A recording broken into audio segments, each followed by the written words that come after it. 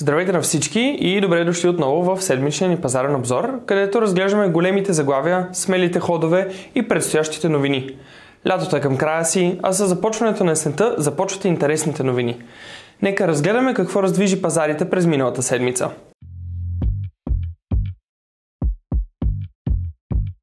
Първо, ОПЕК.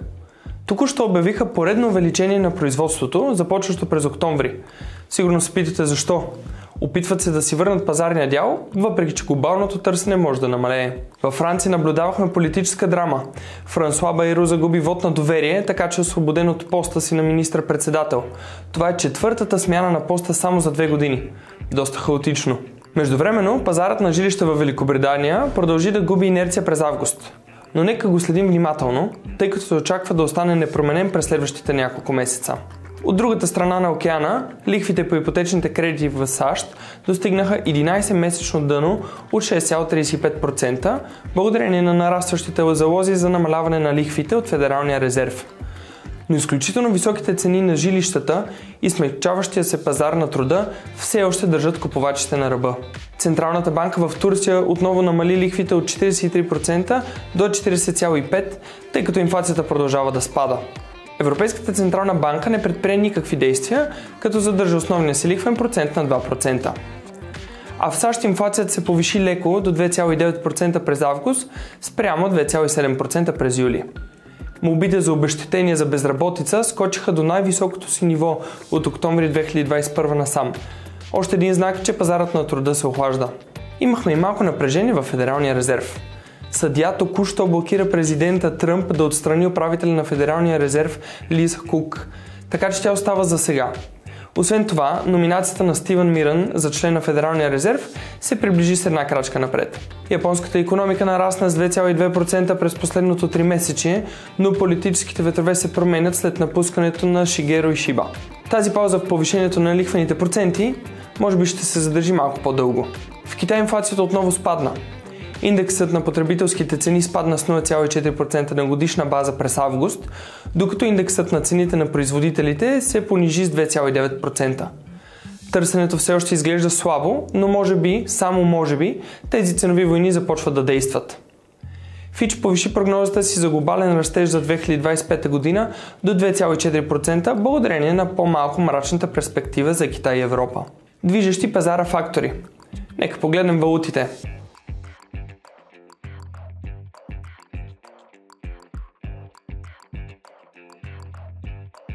Стоки. Златото продължава да се покачва с 1,9% нагоре само за тази седмица и достигна чисто нов рекорд от над $3674. Кафето е с ръст от 3,9%, сребро ръст от близо 4%, палади от 8,3% ръст, природен газ спад от 6%, захар спад от 2%. Индекси. Ето как изглеждаха основните индекси. S&P 500, NASDAQ и Dow Jones достигнаха нови рекордни върхове тази седмица.